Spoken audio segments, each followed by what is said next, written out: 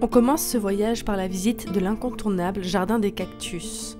Imaginé par César Manrique, ce lieu unique rassemble plus de 4500 cactus venus des 4 coins du monde.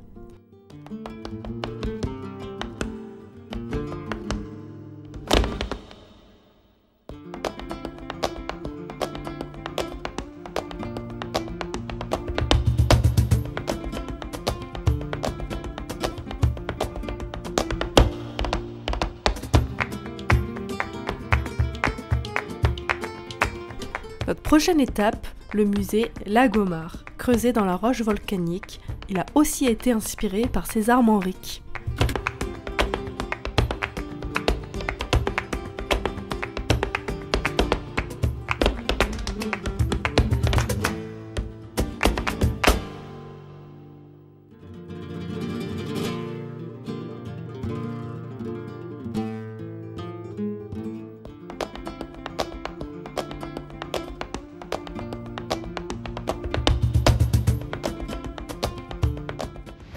Ça y est, on a visité Lagomar Museum et c'était vraiment trop stylé, c'est magnifique. Il y a plein de bels endroits cachés à faire des jolies photos et c'est vraiment beau, les pierres blanches avec les palmiers, les cactus, la piscine, c'est vraiment chouette à faire. Mais attention, le tour se fait vraiment très rapidement et c'est 10 € l'entrée par adulte pour un tour qui dure environ une demi-heure, 45 minutes.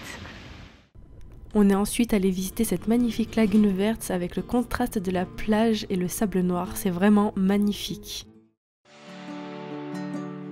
On a commencé la journée en se rendant au Mirador de Famara avec cette vue spectaculaire, vraiment c'était magnifique. Alors attention, pour y accéder, il faut marcher un bon quart d'heure.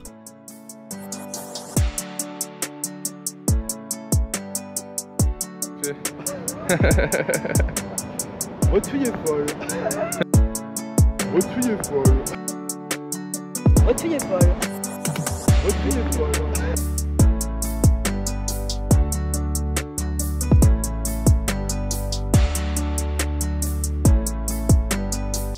Nous, on n'a pas payé le Mirador là, 8 € l'entrée.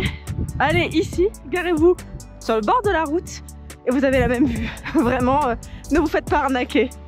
S'il vous plaît, ne payez pas le Mirador. Allez ici. Ensuite vous traversez, vous allez là-bas et vous avez la même vue gratuitement.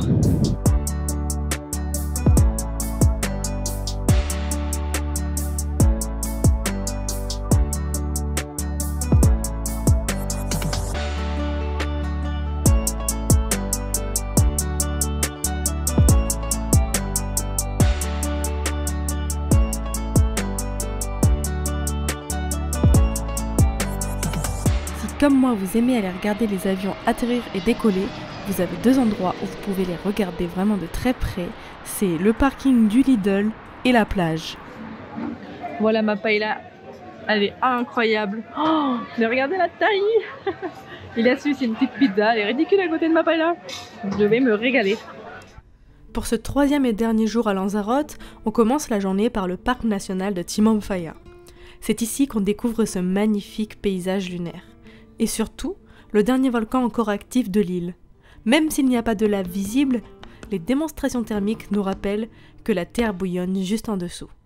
Petit conseil, essayez d'y aller dès l'ouverture, car l'attente pour entrer peut devenir très longue.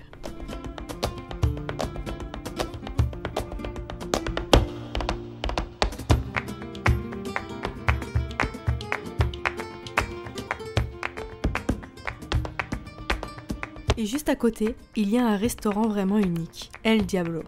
Ici, la viande est cuite directement avec la chaleur du volcan, sur un grill géométrique. Pas de gaz, pas d'électricité, juste la puissance de la nature. L'entrée du parc inclut un tour en bus qui permet de parcourir les zones protégées du volcan. Et petit conseil, n'hésitez pas à faire le tour 2 fois.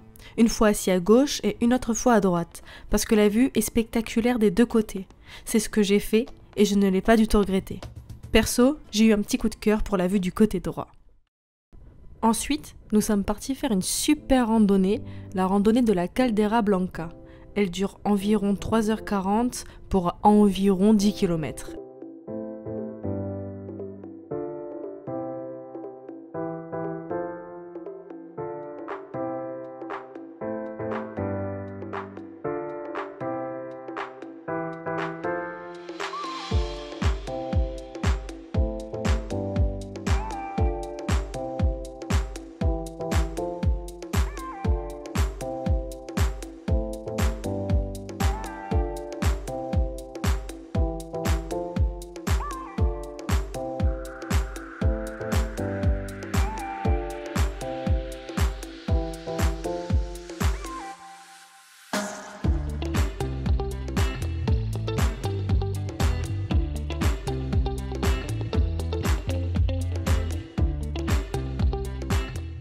Je pensais que le soleil allait se coucher pile dans la mer ici, puisque tout le monde conseille de venir là pour voir le coucher de soleil. Mais non, le soleil se couche là-bas derrière la montagne.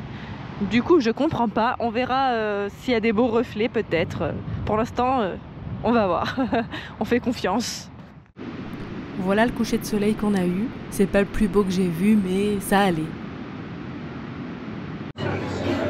On va manger indien là. Ilias, il a pris du tandoori qui a l'air incroyable.